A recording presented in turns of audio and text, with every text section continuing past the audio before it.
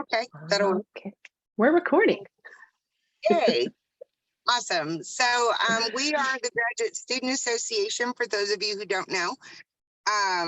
We are basically the voice of the graduate students. So if there's anything, any kind of graduate issue that comes up that you'd like to discuss, you can always come to one of us. I am co-president this semester. The other president is Imral Emeka. He was the one on here before. He will be taking over completely next semester since this is my last semester. So I hope everybody enjoys the presentation. Dr. McIntyre, whenever you're ready to go, we'll go ahead and go. All right, well, thank you so much. And thanks to everyone for being here. It's been a busy day on campus with Discover UA Little Rock. Woo! I spent 2 hours. That's where I was coming back from. Yeah, no. So Applied Comm, we set up our little pop-up event, and I got to stare at strangers for a minute at a time without talking to them to create a sense of connection. So that was intense, 2 hours. But I'm going to get us started right away working together. So I'm not sure what your presentations have been like in the past, but this one will be interactive. And I'll be asking you to do things and talk with people, talk with me. Now people might be leaving, but that's okay. So what I'm going to do is the very first thing is I'm going to put you into small breakout rooms. And I'm going to have you share your name, the program that you're in, and we're going to play in a Jamboard. So how many of you have done Jamboards before? Since most of you have your cameras off, just raise your hands. Anybody? I see one hand up. Okay, good. Couple hands up for Jamboards. Awesome. Well, if you're not familiar with them, we will take a minute to just make sure that we know how they work. So in the chat is a link to our Jamboard, and I will share my screen so you can see what it looks like. And here we are. And let me make sure that I put you all in gallery view so I can see some of you. Yay, and put you under my camera. So I always talk out loud in Zoom so people know what I'm doing, because otherwise my face looks weird and people don't know what I'm doing. So can everybody see the Jamboard? Thumbs up. Nice. I'm assuming that's a yes. Thank you for the thumbs up. So if you're not sure how a Jamboard works, we have over here on the left our sticky note. And you can click on it, you can choose the color that you want, you type your response regarding our prompt, which is what have we heard about defense meetings? And so you type what you've heard. I would use a sticky note per idea that you've heard. And so I'm going to say lots of terrible things, right? I'm going to hit save, and then you'll see it's here. You can click on it and move it around, because they'll start piling up on each other, so you can just move them, and I'll try to get them moving around as well. The other thing you can do is that you can copy and paste a picture. So if there's a picture that captures what you've heard about defense meetings, or even how you're feeling about them, you can plop them here by just copying and pasting into our Jamboard. I have created 3 different Jamboards for this activity because I didn't know how many people would be here. But what you can do is, if it gets a little crowded, you just go up here where it says next frame and click on it, and it'll take you to a new one. But that's only if it gets a little crowded once we start playing. So before I put you into breakout rooms, what questions do you have about how the Jamboard works?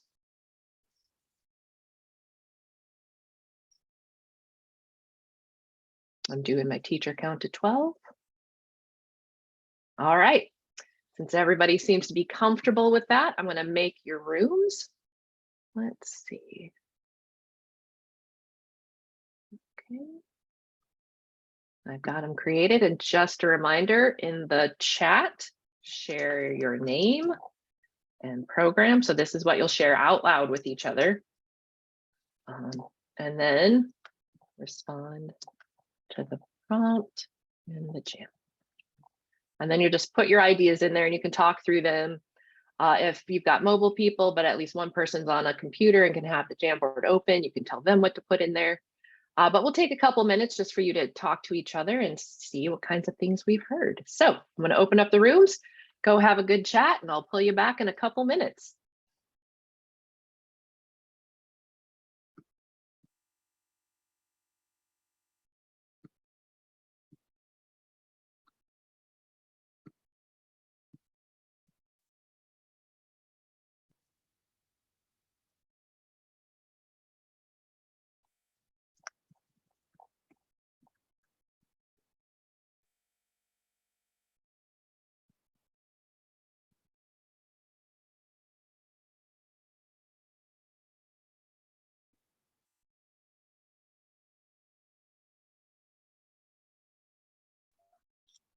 So are you really excited about this? Because we had a lot of people sign up.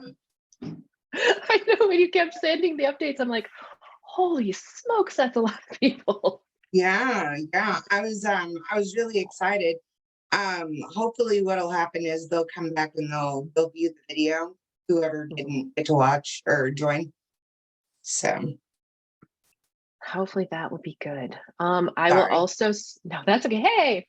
Hey, I have a workbook, so I'll send you the link to the workbook. You'll also get it in the chat. But that, I don't know if you can post it with it on the website, but that would probably be a good thing to have with it. Hi, Ahmed. Right now, the other participants are in breakout rooms. But they should be back shortly. Oh, okay, never mind.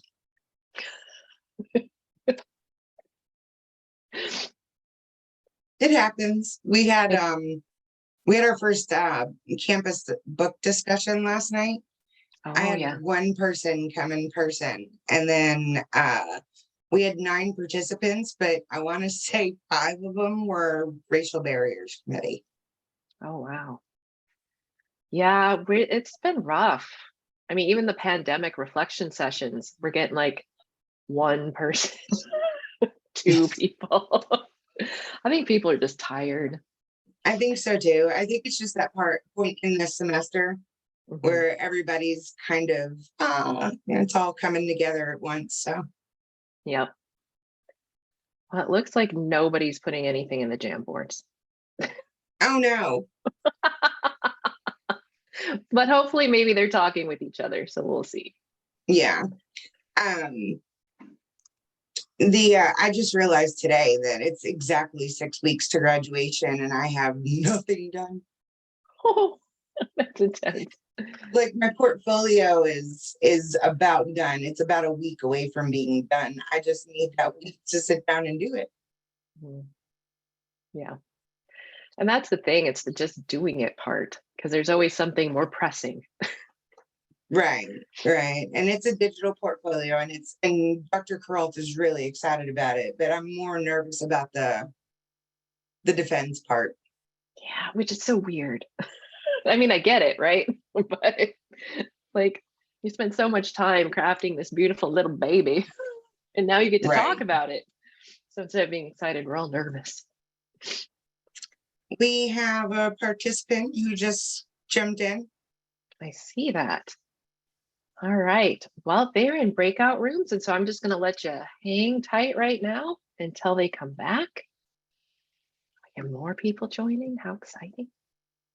That is exciting. So Hi, Sandra. Welcome. Hi, thank you. Yeah. We have some participants in breakout rooms right now. So as soon as they get back, you'll see everybody else, but there's about 13 other folks. Gotcha. That's why I just, this whole Microsoft single sign-in with ULR is so irritating with Zoom now. I used to be able to just be signed in everywhere, but now that they moved it over to the Workday platform, I can't be signed in. I'm with UW Milwaukee and ULR and University of Louisville, all with Microsoft accounts. And I have to sign out of every single one of them and then figure out which one I'm supposed to be in. So it took me a little bit to figure out how to get in this one. So sorry I was late. No problem. Welcome. We're just happy you're here. Yes. So right now they're playing in a Jamboard. One person put something on there. Yay! Yay! Nice. So we'll see. The rooms will close in 30 seconds. Okay. Oh, there's something else now. Yay! Oh, I've got someone in there putting stuff, so that's nice.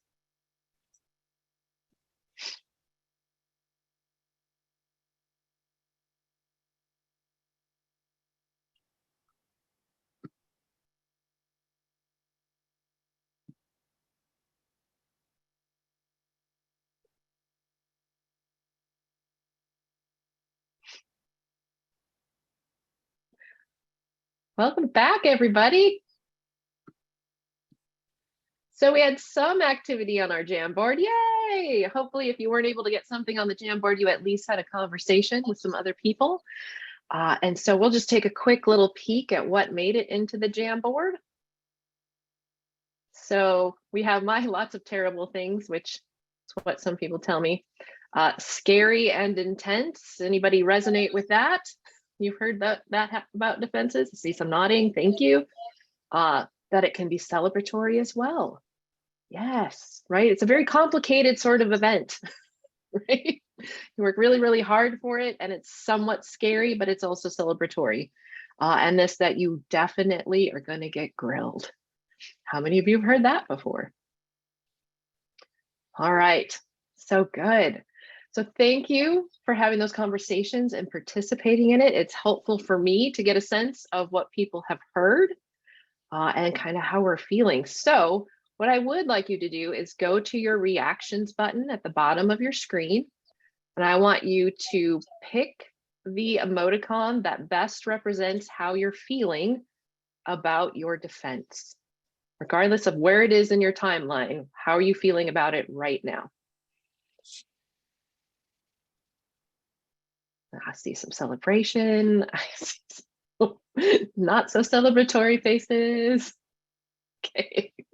Some people are happy and excited. Good. But in general, seeing more on the angsty side, right? The nervous side. So that's why I'm really glad I get to be here and talk with you about that, because it's okay to feel anxious and a little nervous. That means you want to do well. That's always a good thing. What we don't want it to do is to get in the way of you being successful. So for those of you who don't know who I am, my name is Dr. Kristen McIntyre. I am the director of the Communication Skills Center, which is over in the Learning Commons. We are a free campus resource. We help with all things public speaking, but we also help with job interviews, defense Q&A. So anything that you need some support with, we can help you. We can practice, we can help you build, all those things. The other thing is that I'm a professor in the Department of Applied Communication. And in my role there, I teach our ACOM 8310 seminar class, which is something our second year master students take in the final spring semester of their time with us. And that entire class is dedicated to getting their papers done and getting them ready to defend. So we do defenses a little bit differently in our department. We do 30-minute defenses because we're small, we're on a lot of committees. And so I make sure that they are ready to present and respond to questions that the faculty might have. So the other thing that I've done is I have done 2 defenses. I did one for my master's. I have a master's in English, and I actually wrote short stories. And I showed up and did a defense for my short stories with creative writing. And then I also got my doctorate in communication. So I did qualitative scientific research, and that defense was very different from my master's in English defense. So I kind of have this spectrum. I don't have hard science defense experience, but I do have that difference of kind of that project related experience, and then a more traditional dissertation defense. So just want you to know that I'm excited to talk about this because most of what a defense is oral communication, right? There's a presentation and there's questions. And you want to make sure that you can represent your project and your knowledge to the best of your ability. Before we dive in how to do that, though, I do have a disclaimer. So I'm going to pull up my slides and make sure. So my disclaimer, before we go any further, is that no matter what we talk about tonight, your advisor is the authority. Okay, so I don't want anybody's advisor calling me up and being like, why did you tell my person to do this thing? So if they tell you to do it differently, you do it that way. Okay, the other thing is if you have questions about formatting your actual thesis, paper, or dissertation, that should also be directed to your advisor and or the graduate school, because I don't know anything about that stuff. So I just want to make sure that, and nobody is hearing me as superseding something that your advisor would tell you. But if you have questions about general public speaking, I'm always happy to talk about that stuff. But I don't want to step on any advisor's toes. So just wanted to make sure that that was clear. And now the whole point of today is to work on us reducing our uncertainty about this thing coming up that's called a defense. And every time I look at this cartoon, it cracks me up because it says the best thesis defense is a good thesis offense.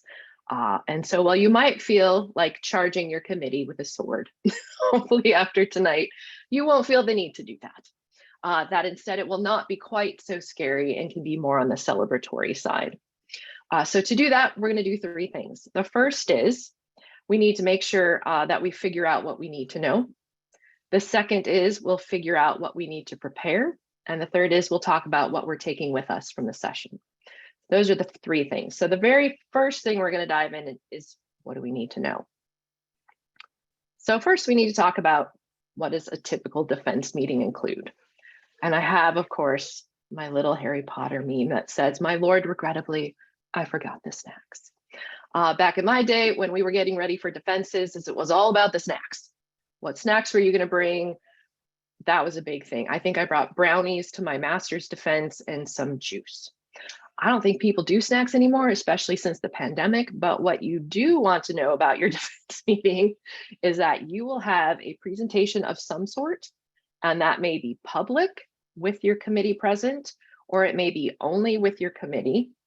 You will also, of course, have some Q&A, right? So you're going to have that grilling from your committee. They're going to ask you questions that you're going to have to answer. And then depending on your program, there's usually some kind of decision time. So for my masters, they just kind of looked at each other and they're like, thumbs up. And it was very anticlimactic. For my defense, for my dissertation, I had to leave the room and I had to sit out in a hallway until someone brought me back in. So it looks differently depending on your program, which is why we also then need to know what do we need to find out so that we're not feeling so anxious or uncertain about what's going on. So what should we ask? Now, before we start talking about this, I do want to make sure that I share my workbook with you that I made for you out of love so that you can have something tangible to take with you.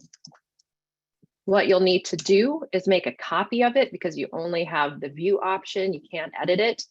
But if you make a copy and save it to your drive, it's yours forever. But we do have some questions in there that you can use to try to make sure that you have the information that you need to do what you want to do to be prepared. So some things that I would want to know if I were preparing for a defense is, what does a general MA or doctoral defense look like in our program? Right? That's a good general question. Ask a lot of people to get a sense of what's happening. Who guides the defense meeting? Is this something your advisor takes charge of? Are you expected to take charge of it? What is that supposed to look like? How will the question and answer portion be structured? Again, are you initiating the question and answer session? Is your advisor opening the floor for questions? What is that going to look like so that you don't have to worry in the moment what it looks like? What is the process for determining if I pass? Right? So this is going to help you know, do you have that wait time where you're going to have to leave this space, or they're going to boot you to the waiting room in the Zoom and then bring you back? Is this something the committee talks about in detail so you won't know for a few more days? That's something I would want to know. Like, how am I going to know if I passed, and what is that process? And then, of course, what tips do you have to help me prepare? So those are some general questions. Since most of you are going to have to do a presentation, I don't think I've heard of any kind of project that is happening in a graduate program that doesn't have a defense. You want to ask some very specific questions about the presentation component of the defense. So first of all, who is the audience? Will it be open to the public, or is it just with the committee? When I did my master's defense, it was only the committee. When I did my dissertation, I had my committee defense in the morning and a public presentation in the afternoon. Sometimes the public presentation is right before the committee meeting. So you got to see when those things are happening and who the audience is that you need to prepare that presentation for. Because if it's only the committee, you'll make different choices than if it's a general audience. You've got to adapt to both of those. The modality is very important. Are you presenting in Zoom? Haha. While there are similarities between in-person and Zoom presenting, there are important differences that you want to plan for. So you also need to know, is it only in person? Is it only in Zoom? Or are they going to expect you to navigate in person with people Zooming in? Because that's a different thing too. So you want to find that out so you can be preparing appropriately for how you want to navigate these modalities with your presentation. Very important to figure out how long the presentation should be, because you don't want to go too short and you certainly do not want to go too long. So what is the general range that they're expecting you to be speaking for before you would move to probably the Q&A session? The other question, what expectations are there for content in the presentation? Does your program have a particular expectation for what needs to be in that presentation?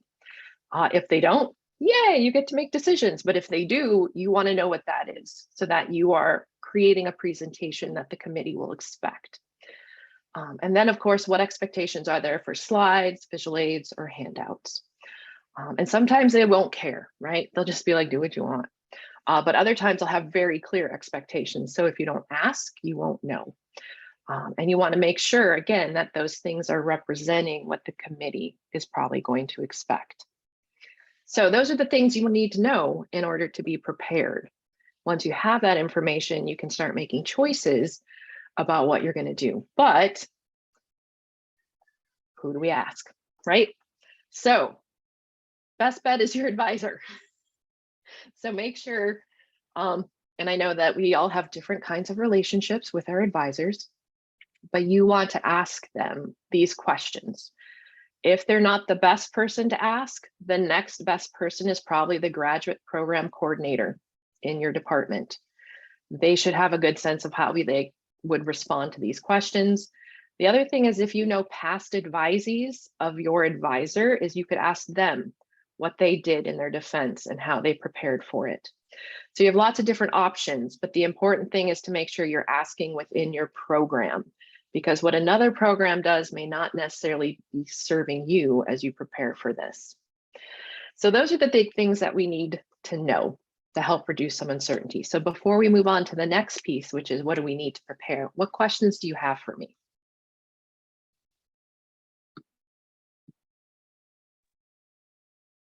Dr. McIntyre, Yes. if it's a public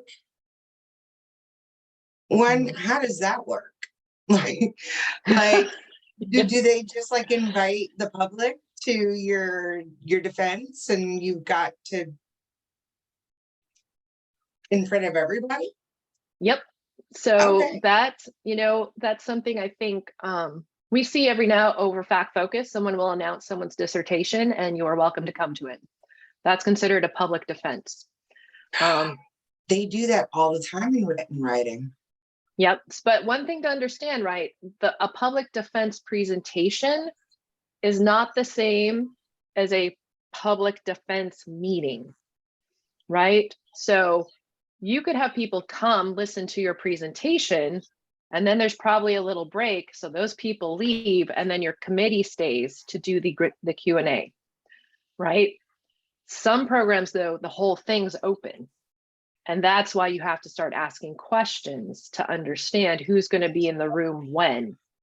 So when I did my committee defense for my dissertation, only my committee members were in the room. Someone tried to show up, but they were told not to talk. But that's politics, right?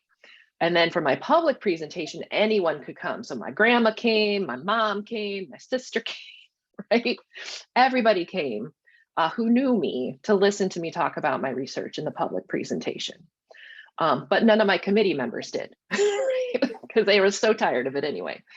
So that's why it's important to figure it out and talk with your program about, if it's public, what kind of public do you mean? Okay, thank you. Yeah.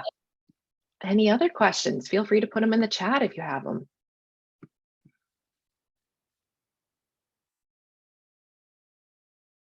How many of you know the answers to these questions already? Show of hands. Okay, Nate. So we got some people who know some of the answers. Good. Another person who knows them. Well, hopefully this gives you a concrete way of seeking out that information so that you can feel a little bit better about what you're preparing for. And so once you kind of know what to expect, oh yes, Arsala, I don't know if I said your name right, so I'm sorry if I didn't. What is your question? Hi, you're pretty close. It's actually pronounced like Ursula. Fantastic, thank you. Hi, I have a question. Can you talk to us a little bit about how to manage disappointment Oh in boy. relation to, like, for example, so you're dissertating, let's say, and things are going right on schedule, and then your advisor has a baby, or God forbid, like they have an injury or something like that, and then something gets pushed back, or you think you really nailed your draft and you're like, oh, it's so good. And they're like, you forgot this entire second half of the analysis or something like that. And then things get pushed back. Talk to us a little bit about dealing with disappointment. Well, that's a bit out of my range of expertise. But in general, what I will say with disappointment is you got to feel it, and then you need to make an action plan, right? So if something isn't happening in the way that you expect it to be happening, a lot of it is resilience, right? You've got to figure out a way to keep moving forward. And what I tell my advisees, we need to stop and we need to figure out what we can take control of and what we need to give to the universe, right? But other than that, I mean, it's just life. And so for me, it's always an action plan. If this has happened, what do I do now? Because if I don't do the what do I do now, then I get really frustrated and I start to spiral. I don't know if that's particularly helpful. I will just tell you that that's part of academic life, is disappointment. Right? It's just going to happen. And so, yeah, I love to structure things, but yes, some of that is you just have to give what you can't control to the universe. And that is a bit freeing. It's really, really hard though, particularly if you're a very structured person and a planning person. Yep, part of life itself. So just keep on it. Don't give up. And the thing with feedback is that crushes the spirit sometimes when you really think you did really good stuff. But we always talk about open hands in my department. So we always want to approach things with open hands. So what can we learn from whatever it is someone's willing to share with us, even if it hurts a little bit, or is it landing where we thought it would? What can I learn from that and keep moving forward? So there you go. Hopefully that's helpful too. So what should be the duration for the presentation? Are you asking about a time frame, like how long it should be? That's going to be up to your program. So we, in our master's program, our students do a 5-minute talk because nobody's got time, right? Oh, it's got my hand up. We want them to be very clear and succinct about what they learned in their research. Other programs, they'll give you 30 minutes, 20 minutes. So there isn't any right amount of time. It's whatever your program tells you is the amount of time they expect. But that does lead nicely into our next chunk, which is, what do I need to prepare? So let me pull the slides back up and we will talk about this presentation component. So you will see here that I have my friend Ricky Bobby from Talladega Nights. I don't know if you know that movie, but in it, he's being interviewed. And at one point during the interview, his hands creepily move up in this weird sort of way. And he just says out loud, I don't know what to do with my hands. And the reason I have this when I talk about presenting is that a lot of our anxiety with public speaking comes from not knowing what to do with our bodies. Our bodies do weird things when we present. We know they shouldn't be doing that, so that makes us extra anxious, and then our bodies do extra weird things. So it's important to know what makes you anxious about public speaking. And if it's because you don't know what to do with your body, that's an important thing to know. The other thing that often comes up when we talk about public speaking is that people are very, very, very nervous about being judged, right? We're up there, we're the focus of everybody, we're supposed to know things. And because of that, we feel like everybody in the audience is scoring us somehow. Now, for a dissertation defense or a master's defense, that's not wrong. I mean, you are kind of being scored, right? It's called a defense for a reason. But if you can reframe it as an acknowledgement of what you know, that's what they're doing. It's a little less scary. But most of us, our fear with public speaking comes from people paying attention to us and us interpreting that that attention is judgmental. And that causes us to get super anxious. One thing to know about me, even though I teach public speaking for a living, I am considered a high anxiety public speaker. I break out in hives, I get dry mouth, I want to throw up. Doesn't matter. I've been teaching public speaking for over 24 years now. Doesn't go away for me. It's my normal. It just doesn't get in the way of being successful. And so that's the very first thing I will tell you if you're having any kind of anxiety about public speaking, is that it's normal. And our goal is not to make it go away. Our goal is to make sure it doesn't get in the way of being successful. And so we're going to talk about some strategies for how to do that. So it means, though, of course, that we've got to bust out of our paradigm because a lot of us, our anxiety comes from thinking we need to be perfect, when in reality, we just need to connect with the people that we're talking with. And that's a very different way than how most people talk about public speaking. When people come to me in the beginning, they want to know all the tricks. Tell me all the tricks so that I look confident and sound confident and I'm charismatic and I'm dynamic. But that's performance. And I don't want to teach you to perform something that's not necessarily authentic to you. What I do want you to learn are strategies to connect with other people so that through that connection, you can share ideas that resonate with them, that they want to take with them. So that's why we're going to focus on managing anxiety related to public speaking through a connection and not a perfection framework. So to do that, we got to understand these differences. So the first orientation is called performance, and this comes from Motley, 1997. He wrote this weird little book called Overcoming Your Fear of Public Speaking, A Proven Method, which is a bold title for any book, but it actually works. And what he does is he talks about understanding the difference between a performance orientation and a communication orientation, and understanding that we have a choice about how we talk to ourselves, about what we're doing when it comes to public speaking. So the first thing is you have to know what a performance orientation is. So this focuses on perfection. So it's that script we tell ourselves that if I mess up, I'm a failure as a public speaker. It has to be exactly the way I practiced or it's not going right. So we set these really unrealistic expectations for us as communicators and humans because we will never be perfect. And so we always feel icky about how public speaking goes from a performance orientation. So one thing to key in if you're in a performance orientation is you think about surviving a public speaking situation, right? It's I got to get through it. I got to get it done. It will be over eventually, right? It's that self-talk of survival. We're also, even if we aren't being particularly honest with ourselves, we're really focused on impressing others. We want to be liked, loved, and respected by others. And so we are really, really anxious that they will not be impressed by us. So we really want to impress them. And that's what's driving our choice making, which can sometimes cause problems.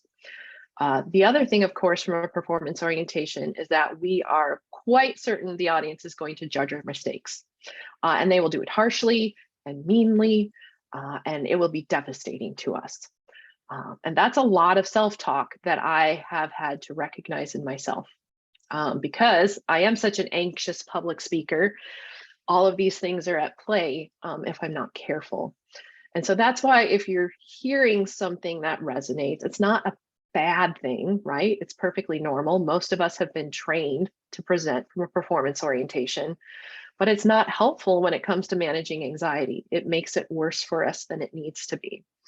So something that I've been introducing to students now for a very long time, not since I started teaching, because I didn't know about it when I started teaching, but I started implementing it and it has made a massive difference for my students, is that we focus on shifting from a performance orientation and choosing a communication orientation. On the outside, they can look the same. What matters is what you're saying to yourself and how you're framing and talking about the public speaking event. So a communication orientation focuses on connection. We want to be with the people in the room. We're not trying to survive them. We don't think they're out to get us. They're just there wanting to get the information that we have. So to do that, we frame interactions as opportunity. It's a hard thing to do when you're just trying to survive public speaking, to shift to, this is an exciting opportunity. And sometimes we just have to say that enough until we believe it. So that's what I tell my students. If you can change your self-talk, then that's the important thing. So if you're framing interactions as an opportunity, you're not surviving them anymore. Instead of trying to impress the audience, you need to set your goal to be understood. And when we set our goal to be understood, that means, and this is a little weird because I can't see any of your faces, you got to look at people. Even in Zoom, you have to see what their faces are doing in response to what you're talking about. Because that's the whole reason that we're connecting with them. If what we're talking about isn't resonating, then I have to do something differently in the moment. So to adjust that talk so that we're on the same page as we move forward. And in order to do that, we have to understand there's no such thing as perfection. So I'm not even going to try to do that. I'm going to misspeak. Maybe I'll say something weird. Maybe my hands might do something right all the time. But if my goal is to be understood, then it's not about me. It's about adapting to the people that I'm talking with instead of me trying to be a perfect presenter. And so I have to let that go, give that to the universe. And in order to do that, we have to embrace the communication process, and that is co-created. You're not presenting at people, you are presenting with people. They are part of what is happening. And so you can't create a me versus them mentality. They're there, and sure, they might be a little scary because they're going to ask you questions, but they're really just asking questions so that you can show what you know. And so even talking about that as an opportunity shifts that, and being in the process with them allows them to co-create with you, and actually makes me feel a lot better. I much prefer interactive presentations than when I'm supposed to give a very formal, stilted presentation, because that's not fun. I can't interact the way that I like to make sure things are making sense. So that's the difference between performance and communication. It all happens with how we talk to ourselves about what we're about to do. And that means it has to be a choice. And for some of us, like myself, it means a lot of reprogramming how I think about and talk about public speaking. And I still have to choose it. Just because my anxiety level is so high, I am not naturally inclined to choose a communication orientation. I have to choose it over and over and over again, or I'll default to my performance orientation, which means my anxiety gets even higher, and it's not good for anybody. So that's an important thing about managing anxiety. You will notice that I didn't say hardly anything about delivery.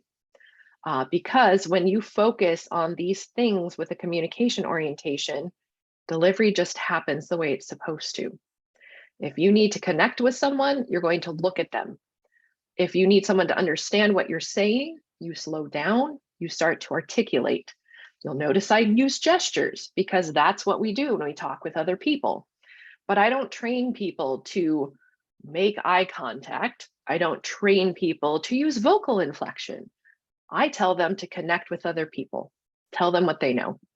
And when they do that, their body follows. So that's why I don't ever talk about delivery, because it just makes people nervous. So we don't talk about it. I'm like, you need to know stuff. How are you going to tell me it so I understand it too? So those are our orientations. Christine, did you have a question for me? There was a question in the chat. Mm-hmm. And I just wanted to bring it up. Do you have any recommendations on what we should not say in the presentation? Don't say you're nervous. I mean, really? I mean, that's the most important thing I can tell you is in any presentation, do not announce that you are nervous, because as soon as you do that, people start looking for it. Most of us, regardless of what we're feeling on the inside, people will not pick up on that unless we draw their attention to it. So I talk about my anxiety because of what I talk about. But if I weren't talking about public speaking, I would not announce to an audience that I am a nervous public speaker, because they're just going to look for signs that that is true. And your committee certainly doesn't need to know that you're nervous, right? So part of it is projecting confidence. As far as other things not to say, I mean, don't be offensive. But I'm not a content expert on people's projects. And so, you know, with all things communication, it's contextual. So the best advice is don't bring attention to any nerves you might have. And make sure that you speak in a way that is inclusive so that anyone in that space is going to be able to connect with what you're talking about. But as far as not to say, I don't really know for sure, what that would look like. That makes sense. Yeah. Or, Any I other mean, I'm questions? assuming you don't announce to the room that you really don't know what you're talking about. You're just winging it. I'm just saying, like, that would be something you I don't hope say. that's a no-brainer, but yeah, no, don't show up to your defense and be like, I faked it all this time. Right? Or like, I whipped this presentation together, 5 minutes before I got here. Even if it's true, you don't need to say that stuff. Like, that is, we call that inside talk. And so one of the things, right, your credibility is precious as a public speaker, and it's happening before you present, during the presentation, and after. And so you do not want to say anything that would cause people to question the hard work that you've done.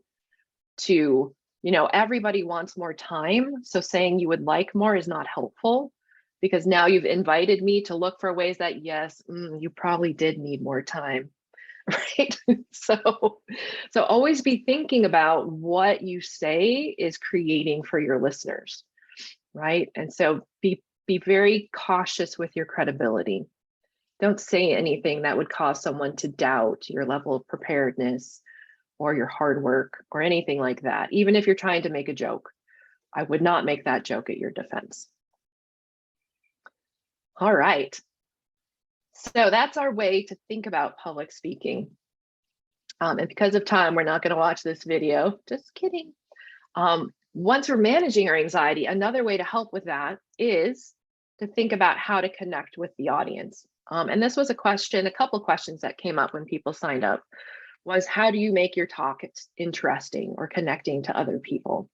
And so Gallo in 2014 did a study of the most watched TED Talks and came up with these 5 tips that he noticed across the board were happening. And these are things for you to think about for your own presentation, because even though you're probably really tired of your research or your projects, it did start with something probably from a place of passion. And so you want to think about what sparked your excitement, this desire to want to study this, and share that with the people who are in the room during your defense meeting.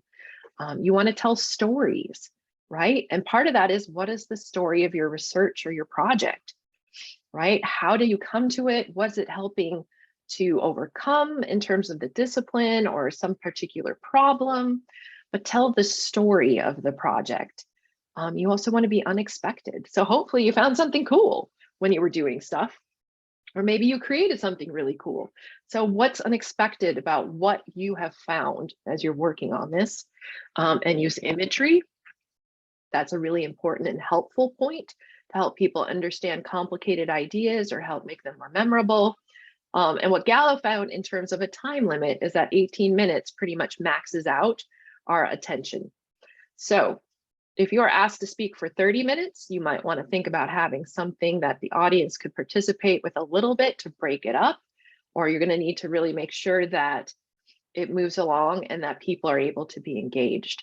But the picture I have here is from Amy Cuddy and her talk about the research she did on power stances. And I loved her imagery with Wonder Woman, right? So now every time I think of Wonder Woman, I think of power stance. I have my students do this stance before they present so that they can get their bodies feeling more confident, so they can project more confidence. But I like it because it represents that unexpected thing, the imagery. It captures a unique way of thinking about her research. And that's really what you want to do in your defense, is that you do want to tell us what you found, but you want to do it in a way that's unexpected and gets people thinking about it in unique ways. So we're going to watch a very quick TED Talk. It's less than 3 minutes. And what I want you to do is to think about how you would answer these questions afterwards. So I put the questions in the chat. The first one is, how is he communicating his passion? What is the story being told in the talk? What is unexpected in this talk? How is imagery used? And what makes this talk authentic and memorable? And how could you use these strategies in your own defense? And I've got to stop sharing and reshare because I did not click my button for sharing sound. So, okay, in this short, tiny little baby TED Talk, see how you would answer these questions.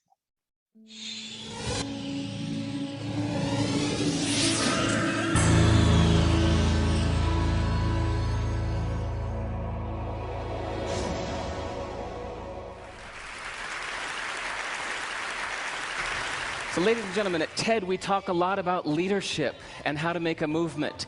So let's watch a movement happen, start to finish, in under 3 minutes and dissect some lessons from it. First, of course, you know, a leader needs the guts to stand out and be ridiculed. But what he's doing is so easy to follow. So here's his first follower with a crucial role. He's going to show everyone else how to follow. Now notice that the leader embraces him as an equal. So now it's not about the leader anymore, it's about them, plural. Now there he is calling to his friends. Now if you notice that the first follower is actually an underestimated form of leadership in itself. It takes guts to stand out like that. The first follower is what transforms a lone nut into a leader.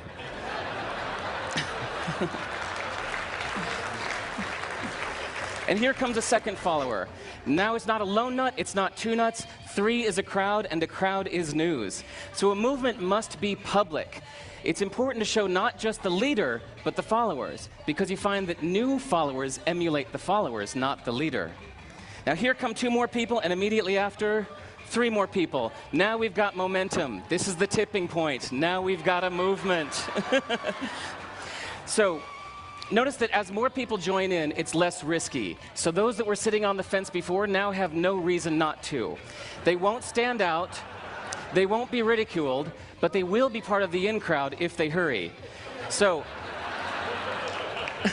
over the next minute, you'll see all of the those that prefer to stick with the crowd, because eventually they would be ridiculed for not joining in. And that's how you make a movement. But let's recap some lessons from this. So first, if you are the type, like the shirtless dancing guy, that is standing alone, remember the importance of nurturing your first few followers as equals. So it's clearly about the movement, not you. Okay, but we might have missed the real lesson here. The biggest lesson, if you noticed, did you catch it? Is that leadership is over-glorified. That yes, it was the shirtless guy was first, and he'll get all the credit, but it was really the first follower that transformed the lone nut into a leader. So as we're told that we should all be leaders, that would be really ineffective. If you really care about starting a movement, have the courage to follow and show others how to follow. And when you find a lone nut doing something great, have the guts to be the first one to stand up and join in. And what a perfect place to do that at TED. Thanks.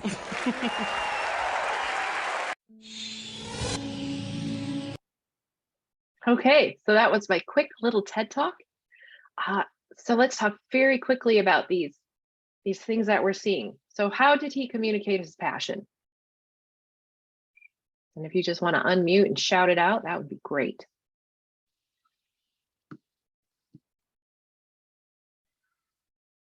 Or you can type it in the chat. By showing the video and relating his passion to that video. Yeah, I mean, for me, it takes something fun, right? Like he could have pulled up some boring model, but his passion allowed him to see some weird dancing guy on a hill and say, you know what that looks like? Right?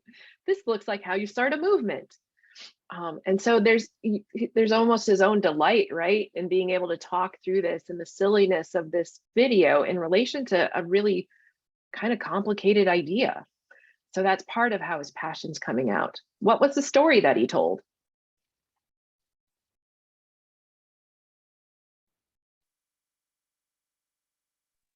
I mean, he told the story of like the progress of a movement.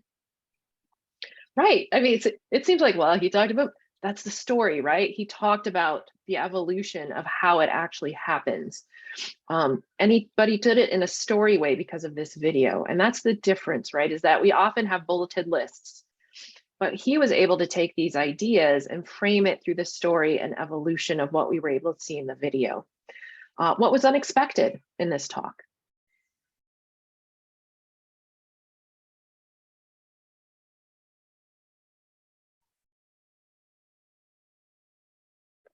the example. How so? I mean, the example itself. That he was talking about something so, I guess, important, you know, how to start a movement, but he was doing it in a silly way. So you got enjoyment out of this talk instead of just being there looking at models and writing notes. You know, it made you laugh a little bit. Kind of silly. And Jan put it in the chat, the follower makes the movement, right? Most of us, when we hear leadership, right, be leaders, be leaders. And he's saying, if you want a movement, you need followers, right? So that's an unexpected way of talking about things that we've heard about before. The turning into a leader was unexpected, right? So even his use of language there was surprising. Good. What about imagery? Can you imagine this talk without the video? It'd be kind of weird, right? He could give a more traditional talk, but it probably wouldn't be as memorable. And that goes, of course, with the imagery then. And what makes this talk authentic? And is it?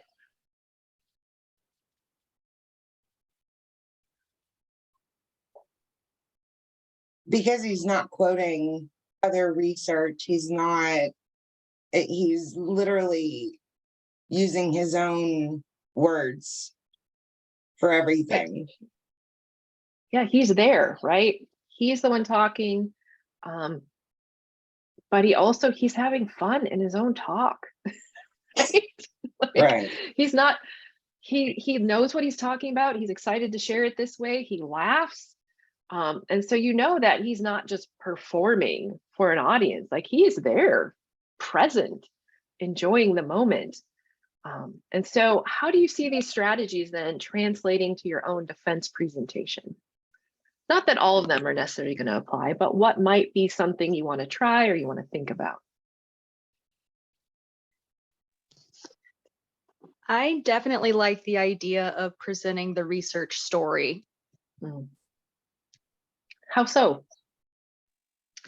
I think that it is very relatable to hear someone talk about their line of thinking, how they moved from one experiment to the next experiment.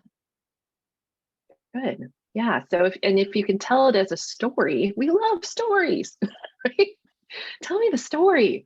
But if you just go, then I did this, and I did this, and I did, right? That's not fun to tell, and it's hard to listen to sometimes. So if you can think about that story and how to tell it in a way that does showcase all the work that you've done, but is engaging for others to listen to, it can make it more fun for everybody involved. So we have a lot of stuff that's in that workbook that I'm not going to have time to talk about because we're almost out of time. But I do want to overview just a little bit of the macro structure for how you would structure a presentation. That's on workbook page 6. There's an explanation of it.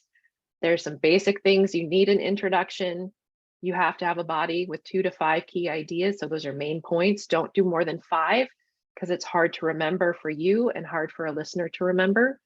And you need a conclusion. A lot of people fight me on intros and conclusions, but I will tell you they're the most important thing you can actually build because it works with primacy and recency. And when you're most anxious, you need an introduction to ease you into the important stuff you're going to talk about to help you relax into the presentation. So there's a lot of stuff in the workbook that talks through structure. At the very end of the workbook is a fill in the blank template for how you could organize your defense presentation based on a traditional research project. So it's got literature, it's got method, right? It's got findings, it's got implications and recommendations, and then it's got the pieces of structure that you would build so that it moves everybody clearly through these ideas. And the most important thing you can do, aside from having a communication orientation to public speaking, is to have a plan for how you will move people through those ideas. You need to know how you start and you need to know how you end, because otherwise you'll just go, I guess that's it. And that is not a strong way to end your presentation. So you do want to plan those things, and we can help in the Communication Skills Center.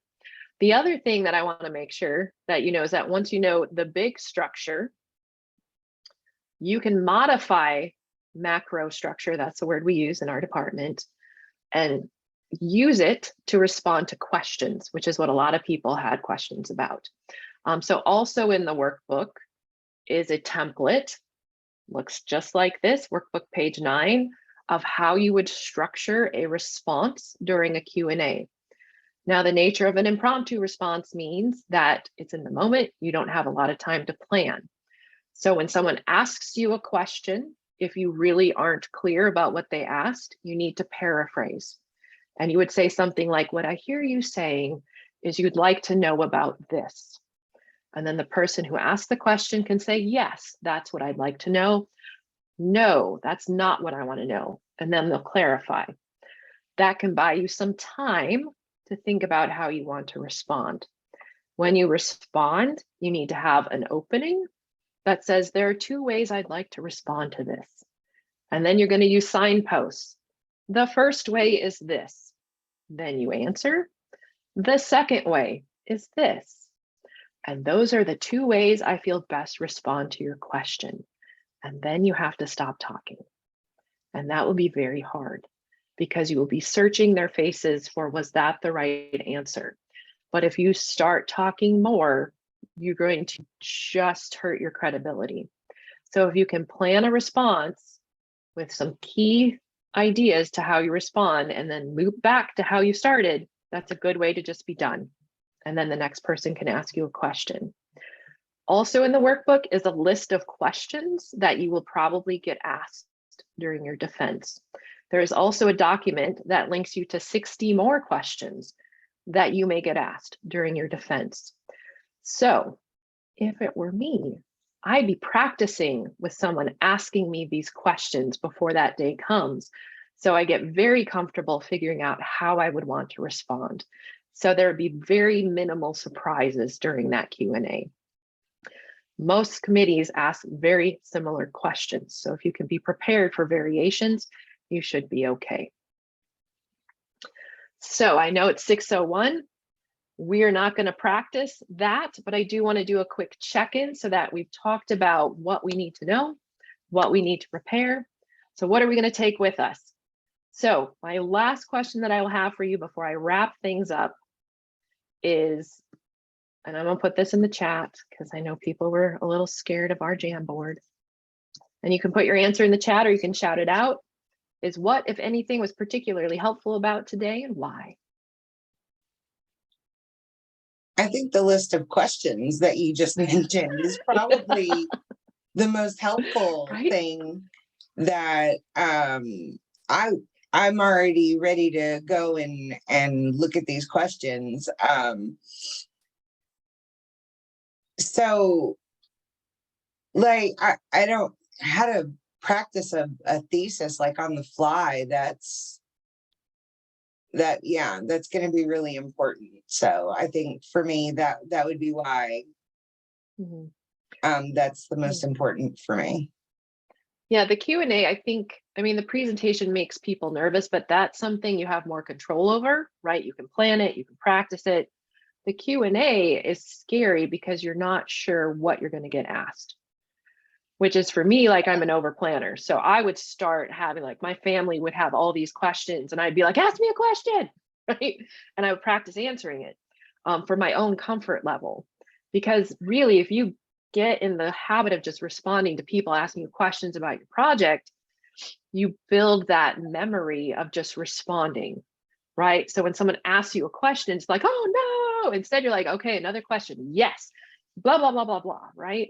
And that's what you're practicing. You're basically, it's systematic desensitization.